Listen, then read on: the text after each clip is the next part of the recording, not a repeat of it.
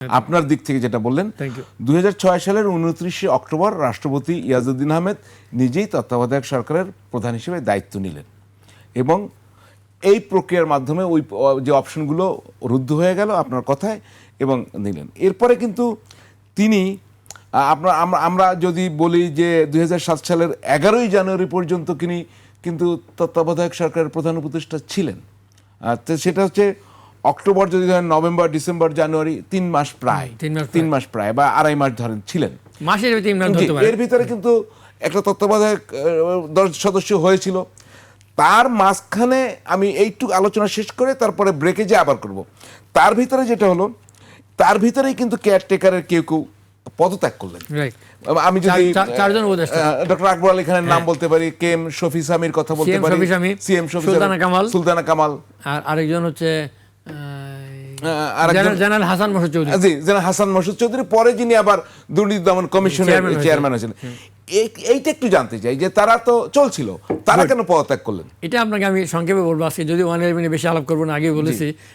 আমরা 111 যাইনি, তার আগের ঘটনা। জেনারেল মইনু আহমেদ ওয়াজ এ পাওয়ার হাংরি, পাওয়ার মঙ্গার বলতে চেয়েছিলাম।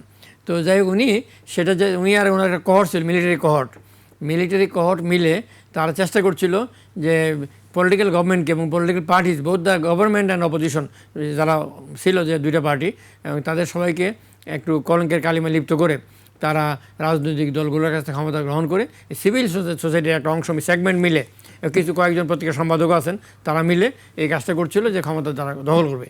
দখল করার অংশ হিসেবে তারা গভর্নমেন্টকে ডিসক্রেডিট করতে চাচ্ছিল এবং একটার পর একটা ঘটনা ঘটাচ্ছিল।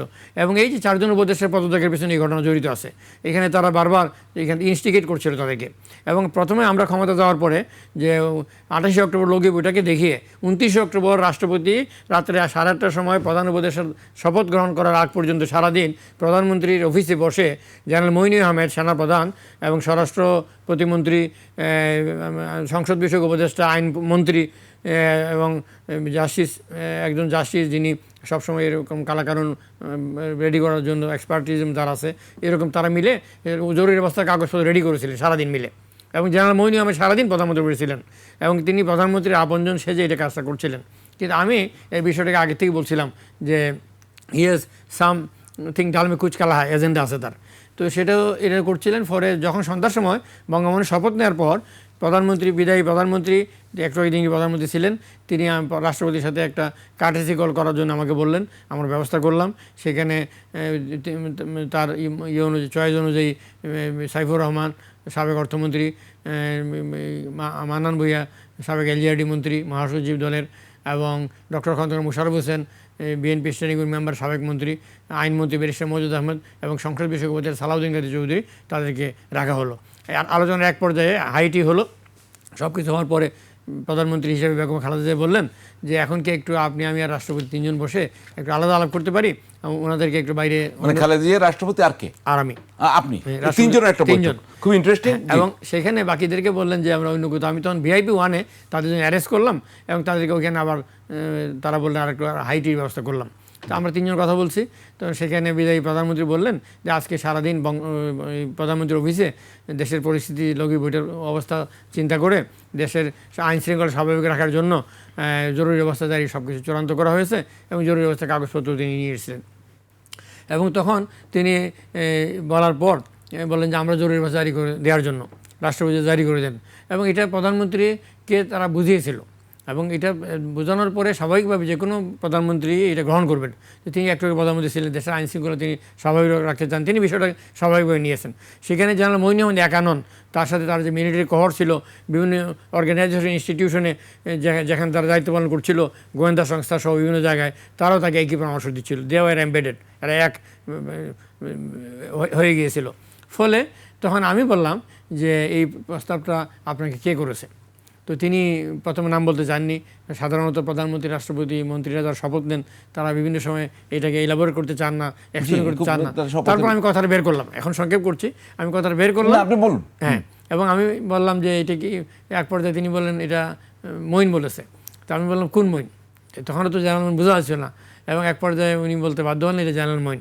আমি বললাম if it was general Moin then there is something ডালমি কুচ কালা হয়, তো উনি বললেন যে এটা তো দেশের ভালোর জন্য বলেছেন। না, ভালোর জন্য না, সেনাপ্রধান বানানোর আগেই আমি আপনাকে 5 পাতা হাতের লেখা আমি বঙ্গভবন থেকে আমি দিয়েছিলাম যে সবার আমলনামা জেনারেলদের 29 জন জেনারেলের, এবং এটা তিনি বলেছেন এতগুলো জেনারেল সম্বন্ধে আপনি এভাবে জানেন। আমি বললাম সিভিল মিলিটারি রিলেশনস সিএমআর নিয়ে কাজ করি, মিলিটারিতে যেখানে বাংলাদেশের স্বাধীনতা সার্বভৌমত্ব রক্ষার জন্য তাদেরকে পদায়ন করা দরকার, যা করা দরকার, ফুল জেনারেল এবং other status equivalent to other forces করা দরকার, এগুলোর ব্যাপারে আমি কাজ করেছি। এবং সিভিল মিলিটারি রিলেশনসের ক্ষেত্রে সিভিলিয়ানদের ক্ষেত্রেও তাদের যারা প্রাপ্য সেটার জন্য কাজ করেছি। তখন যেটা দাঁড়ালো সেটা হলো যে আমি অপোজ করলাম জরুরি অবস্থার, এবং সেনাপ্রধান নিয়োগের ক্ষেত্রে জেনারেল মহিকে অপোজ করেছিলাম। যখন আমাদের হাতে ক্ষমতা আসলো, ক্যাটাগরি গভর্নমেন্টের দায়িত্ব অর্পিত হলো রাষ্ট্রপতির হাতে, আমি রাষ্ট্রপতির উপদেষ্টা হলাম, তখনও জেনারেল মহিন সহ সেনাবাহিনীতে যে অফিসাররা মিলিটারি কহর্ট জেনারেল মহিনের সঙ্গে ছিল, যারা এই কাজগুলো করছিলাম পরিষ্কার দেখতে পাচ্ছিলাম, তাদের সঙ্গে তারা ছিল ইনভিজিবল, ফাইট করছিলাম এবং ফাইট করছিলাম দেশের স্বার্থে, গণতন্ত্রের স্বার্থে, তখন তাদেরকে বাদ দেওয়া যাচ্ছিল না। সিভিল প্রশাসন আমরা তোলপাড় করে দিয়েছি, কিন্তু মিলিটারির হাত দেওয়া যাচ্ছিল না। কি সিদ্ধান্ত হলো তখন আর জরুরি অবস্থার? তখন জরুরি অবস্থার সিদ্ধান্ত হলো যে আমি বললাম যে এটা জারি করা যাবে না, জরুরি অবস্থা জারি করলে জেনারেল মইনুল টেক ওভার। তখন এক পর্যায়ে তিনি বললেন যে আমাকে এতজন বললে আমি সেটা শুনবো নাকি আপনাদের কথা শুনবো। যাই হোক, তিনি বিষয়টাকে ভালোভাবে নিলেন না, স্বাভাবিকভাবে না নেওয়ার কথা, তাকে তারা ব্রিফ করেছে, আমি তো ডিব্রিফ করছি সেখানে। তো যাই হোক, তিনি বেরিয়ে গেলেন এবং যারা সাবেক মন্ত্রী সাবিউর রহমান সাহেব সহ যারা ভিআইপি ছিলেন তাদেরকেও বাসায় কল করলেন, ক্যান্টনমেন্টের শহীদ মইনুল রোডের বাসায়। সেখানে সবাই গেলেন, তো সবাই আলোচনা করলেন।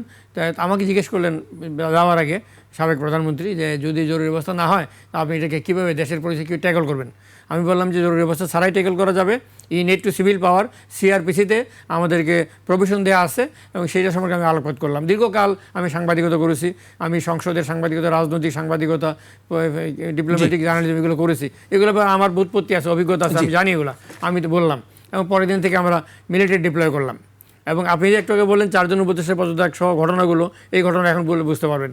আমরা যখন নিয়োগ করলাম সেনাবাহিনীকে আইন শৃঙ্খলা রক্ষার জন্য, এখনও বাংলাদেশে আজকে 2 বছর ধরে বাংলাদেশ সেনাবাহিনী, সশস্ত্র বাহিনী রাস্তায় আছে নিয়োগ করতে, দেশের স্বাধীনতা সার্বভৌমত্ব, গণতন্ত্র, আইন শৃঙ্খলা রক্ষা করছে, এটা তাদের দায়িত্ব, আমরা সেভাবেই করতে চেয়েছিলাম।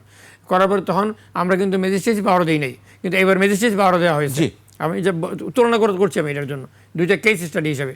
তো সেইখানে জেনারেল মইন ওই আমাদের আর্মি নিয়োগ ডিপ্লয়মেন্ট করার সাথে সাথে সেখানে 2টা ক্লজ ধরিয়ে দিলেন। 2টা ক্লজ, একটা হচ্ছে সন্ত্রাস দমন আর একটা দুর্নীতি দমন, এবং এটাতেই তার উদ্দেশ্য ধরা পড়ে গেল। আমি তখন বিদায়ী প্রধানমন্ত্রীকে বললাম যে আমাদের কাজ হচ্ছে সুষ্ঠু নির্বাচন করা, আইন শৃঙ্খলা বজায় রেখে সুষ্ঠু নির্বাচন করা, আমাদের দায়িত্ব এই এগুলো করা না, যে দুর্নীতি দমন, সন্ত্রাস দমন লং টাইম চলে, ইলেকশনটা হবে না, ওই যে 2 বছর এরকম প্ল্যান প্রোগ্রাম। আমার কাছে এর মধ্যে একজন ব্রিগেডিয়ার সামরিক বাহিনী আরও কিছু অফিসার তাদেরকে পাঠালো, আমাকে প্রধান উপদেষ্টা বানাবে, আমাকে দায়িত্ব দেবে, যেভাবে ফখরুদ্দিনকে দেওয়া হয়েছিল। আমি অপোজ করলাম, আমি বললাম নো, ইলেকশন করে চলো, এমনকি একনেক এবং নিকারের বৈঠক পর্যন্ত আমি করতে দিলাম না। আমি বললাম এটা আমাদের দায়িত্ব না, নির্বাচন সরকার এসে কাজ করবে। এবং গ্যাসের এবং বিদ্যুতের দাম বাড়ানোর প্রস্তাব নিয়ে আসো 2 জন সচিব, বৈদ্যুতিক সচিব, জ্বালানি সচিব রাষ্ট্রপতির কাছে, আমি রাষ্ট্রপতির সামনে বসা, তো আলাদা আনানো 2 জন সচিব। এবং তখন তারা নোট দিল, সারসংক্ষেপ রাষ্ট্রপতির কাছে দিল, সেখানে লেখা ছিল আগামী জানুয়ারি 1 তারিখ থেকে প্রতি ইউনিট বিদ্যুৎ এবং প্রতি ইউনিট গ্যাসের দাম এরকম বাড়বে। আমি ফাইল নিয়ে সেখানে রাষ্ট্রপতিকে মার্ক করার আগে আমি মোট দিতে পারি, সেখানে লিখলাম পরবর্তী নির্বাচিত সরকার দায়িত্ব গ্রহণ করে এ বিষয়ে সিদ্ধান্ত নেবে মহামান্য রাষ্ট্রপতি। এবং তারপরে এটা আমরা এইভাবে করলাম, কাজটা বোঝার জন্য বললাম। তাহলে 28শে অক্টোবর ওই যে আলোচনাটা হলো, জরুরি অবস্থার হলো না, জরুরি অবস্থা হলো না। 29 অক্টোবর রাষ্ট্রপতি ইয়াজউদ্দিন সাহেব নিজেই তত্ত্বাবধায়ক সরকার প্রধানের দায়িত্ব, এবং আমরা সেনাবাহিনী সশস্ত্র বাহিনী নিয়োগ করলাম। সশস্ত্র বাহিনী নিয়োগ করার পর ইউনিটি সিভিল পাওয়ার কাজ চলছিল। তো জেনারেল মইন 2টা ক্লজ ঢোকাতে চাইলেন, সেখানে আমি অপোজ করলাম। সাবেক প্রধানমন্ত্রীর সাথে এবং অন্যান্য দলের নেতাদের সাথে আলাপ করে তারা আমার সাথে একমত হলেন এইটা করা যাবে না। তখন পিএসও ছিলেন general Jahangir, general major Jahangir Alam Chowdhury, principal staff officer, এবং তাকে আমরা বললাম, সেনাপ্রধানকেও রাষ্ট্রপতিকে দিয়ে কানেকশন করে দিলাম, বলা হলো। কিন্তু প্রথম দফায় আমরা এটাকে চেষ্টা করলাম।